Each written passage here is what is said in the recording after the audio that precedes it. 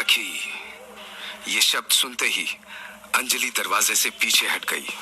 उसके पांव लड़खड़ाने लगे और धड़कनें तेज हो गई। अंजलि को अच्छे से याद था कि उसकी माँ जिससे बात किया करती थी और जिसके कहने पर उन्होंने खुदकुशी की, वो उसे सखी कहा करती थी। अंजलि ने अपने माँ का चेहरा याद किया और फौरन ही आगे बढ़कर दरवाजा खोल दिया। अंजलि को लगा कि दरवाजे पर सखी होगी। उसके मन में कई सवाल थे जो उसे सखी से करने थे, लेकिन दरवाजे पर सखी नहीं, देव था। तुम दरवाजा क्यों नहीं खोल रही थी? अंदर आते हुए देव ने पूछा। देव को सामने देखते ही अंजलि उसके गले लग गई और फूट फूट कर रोने लगी।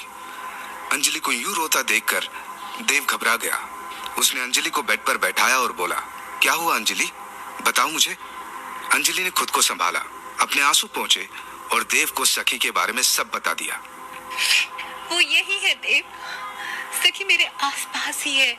ये सब सुनकर देव ने पहले तो कमरे का दरवाजा बंद किया, फिर अंजलि को पानी की बोतल देते हुए बोला, ये लो पानी पियो।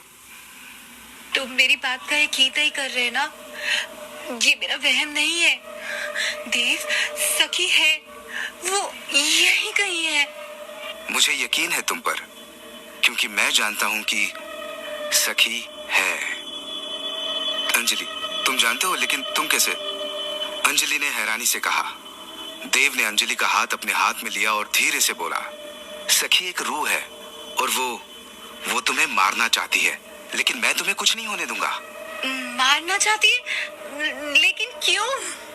ये सुनकर देव ने अंजलि को गले लगा लिया और थोड़ी बदली हुई आवाज में बोला, क्योंकि तुम मेरे रास्ते का सबसे बड़ा कांटा हो। इतना कहकर देव ने अंजलि को कसकर पकड़ लिया। देव, मुझे दर्द हो रहा है। देव, छोड़ो मुझे, प्लीज। अंजलि ने घबराते हुए कहा। तभी देव अपनी बदली हुई आवाज में धीरे से बोला, तुम बिल्कुल अपनी माँ जैसी नहीं हो। वो तो मेरी हर बात मान लेती थी। मैंने बस एक बार कहा था और उस बेचारी ने खुदकुशी कर भी ली। उस वक्त तुम्हें चोट पहुंचाने का कोई और बेहतर तरीका मुझे सूझा ही नहीं। तुम्हारी माँ के जाने के बाद तुम्हें रोता हुआ देखकर मुझे बड़ा सुकून मिलता था। तभी कमरे का दरवाजा फिर से बजा और बाहर से देव की आवाज आई, अंजलि मैं हूँ, दरवाजा खोलो। बाहर से आई देव की आवाज सुनकर अंजलि को झटका सा लगा। देव तो उसके सामने था, फिर बाहर कौन था? और अगर देव बाहर है तो जिसने अंजलि को पकड़ा हुआ है वो कौन है? कौन हो तुम? ये मैं हूं अंजलि, तुम्हारा देव। देव की बदली हुई आवाज सुनकर अंजलि अब समझ गई थी कि ये देव नहीं, कोई बहरूपिया है। अंजलि ने इस देव के चंगुल से खुद को छुड़ाने की बहुत कोशिश की, लेकिन उसने अंजलि को नहीं छोड़ा। छोड़ो मुझे। अंजलि ने दबी हुई आवाज में कहा। अब उसका दम घुटने लगा था। उसे समझ नहीं आ रहा था कि अब खुद को कैसे बचाए। तभी उसने दरवाजे की तरफ देखा और बाहर खड़े देव को आवाज दी, देव, देव दरवाजे के बाहर ही खड़ा था, लेकिन अंदर की कोई आवाज उस तक नहीं जा रही थी। देव ने फिर से नॉक किया। तभी पीछे से देव का कजन शिवम बोला, शायद वो सो रही होगी, तुम भी अपने कमरे में जाओ और आराम करो। जी भाई, देव ने धीरे से कहा। कमरे के अंदर मौजूद उस बहरूपिया देव ने तेज आवाज में बोला, कोई तुम्हें नहीं सुन रहा, कोई नहीं आने वाला। जाने दो मुझे, प्लीज प्लीज। ये सुनकर उस बहरूपिया देव ने एकदम से अंजलि को छोड़ दिया और जोर जोर से हंसने लगा।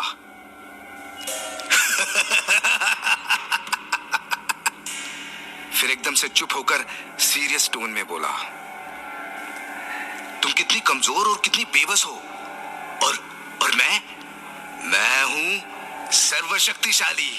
पहले भी ऐसा ही था, लेकिन किसी ने कभी माना ही नहीं। लेकिन अब तो सब मानेंगे। तुम भी मानोगी कि मैं तुमसे बेहतर हूं। नहीं, तुम नहीं हो मुझसे बेहतर, अंजलि ने गुस्से में कहा। तभी उस बहरूपिया देव ने अंजलि की गर्दन पकड़ ली और गला दबाकर उसे मारने की कोशिश करने लगा। लेकिन फिर कुछ ऐसा हुआ जो उसने सपने में भी नहीं सोचा होगा। एक चीज देव के हाथ पर लगी और वो दूर जाकर गिरा। ये क्या हुआ? ये कहते ही वो बहरूपिया देव उठा और गुस्से में फिर से अंजलि का गर्दन पकड़ने के लिए आगे बढ़ा। लेकिन इस बार अंजलि ने उसका हाथ पकड़ लिया और एक ही झटके में उसे फिर से कमरे के दीवार के पास फेंक दिया। इस बार वो बहरूपिया उठा और उसने एक पल के लिए आंखें बंद की और जैसे ही आंखें खोली उसके हाथ में एक तलवार आ गई। उस तलवार से उसने अंजलि पर हमला किया, लेकिन वो तलवार अंजलि को छू भी नहीं पाई और हवा में ही गायब हो गई। कुछ देर तक वो अंजलि को हैरानी से देखता रहा और फिर चिल्लाते हुए बोला, ये कौन सी शक्ति है? ये सुनकर अंजलि मुस्कुराने लगी। फिर उसने अपने गले में पहने हुए रक्षा कवच को दिखाते हुए कहा, ये है वो शक्ति। ये वही रक्षा कवच था जो 15 बरस पहले पुजारी बाबा ने देव को पहनाया था, वृंदा से रक्षा करने के लिए। कुछ महीनों पहले अंजलि का एक छोटा सा एक्सीडेंट हुआ था, जिसके बाद ये रक्षा कवच देव ने अंजलि को पहना दिया था। अंजलि के ठीक सामने हैरान खड़ा वो बहरूपिया देव असल में कोई और नहीं, वृंदा ही थी। अंजलि के सामने वो अपने असली रूप में नहीं आई। वृंदा यानी बहरूपिया देव ने हड़बड़ाते हुए अंजलि से सवाल किया, ये क्या है? कौन सी माया है ये? ये रक्षा कवच है देव, क्या तुमने इसे नहीं पहचाना? ये तुमने ही तो मुझे दिया था। अंजलि ने कहा। वो अब जान चुकी थी कि जो उसके सामने है वो देव नहीं है। दीवार के पास खड़ा हुआ बहरूपिया देव कुछ नहीं बोला कि तभी अंजलि ने रुद्राक्ष की उस माला को गले से निकालकर हाथ में ले लिया और उस बहरूपिये उर्फ वृंदा की तरफ बढ़ने लगी। ये पहली बार था जब वृंदा को डर लगा। अंजलि जैसे ही उसके करीब पहुंची वो गायब हो गई। उसके गायब होते ही अंजलि ने राहत की सांस ली और फौरन ही कमरे का दरवाजा खोल दिया। शिवम अब वहां नहीं था, लेकिन देव अब भी दरवाजे पर ही खड़ा था। अंजलि को देखते ही देव उसके गले लग गया। अंजलि की आंखों में आंसू उतर आए। रोते नहीं अंजलि, मैं हूं ना यहाँ, देव ने कहा। तभी उसकी नजर माला पर पड़ी। अपने रक्षा कवच को अंजलि के हाथ में देखकर देव बोला, तुमने इसे क्यों उतार दिया? अंजलि ने कुछ नहीं कहा। वो दोनों कमरे में आ गए। अंजलि को बेड पर बैठाकर देव ने आगे कहा, अंजलि क्या हुआ था यहाँ, बताओ मुझे। कुछ देर पहले कमरे में जो भी हुआ था अंजलि ने देव को सब बता दिया। वो सब सुनते ही देव समझ गया था कि उसकी शक्ल में वो बहरूपिया कोई और नहीं वृंदा थी। देव ने अंजलि का हाथ अपने हाथ में लिया और ना चाहते हुए भी वृंदा के बारे में अंजलि को सब बता दिया। जो बचपन में हुआ वो भी और जो अभी हो रहा था वो भी। वृंदा, ये नाम तो मैंने कहीं सुना है। अंजलि ने धीरे से कहा। तभी अंजलि को अपने एक पास्ट मेमोरी की झलक दिखी। वृंदा, कहाँ हो तुम? वृंदा। नदी किनारे पर खड़ी अंजलि वृंदा को पुकार रही थी। एक ही पल में ये मेमोरी अंजलि के आंखों के सामने से गायब भी हो गई। अंजलि, अंजलि। हाँ, हाँ। क्या हुआ? कहाँ खो गई? कुछ नहीं, वो बस कुछ याद आ गया था। क्या याद आ गया था तुम्हें? पता नहीं, मैं शायद किसी को आवाज दे रही थी। इतना कहकर अंजलि देव के गले लग गई। देव ने आगे कोई सवाल नहीं किया कि तभी देव की नजर दक्षिण दिशा में खुलने वाली खिड़की पर पड़ी। खिड़की के शीशे में देव को वृंदा का अक्स दिखा।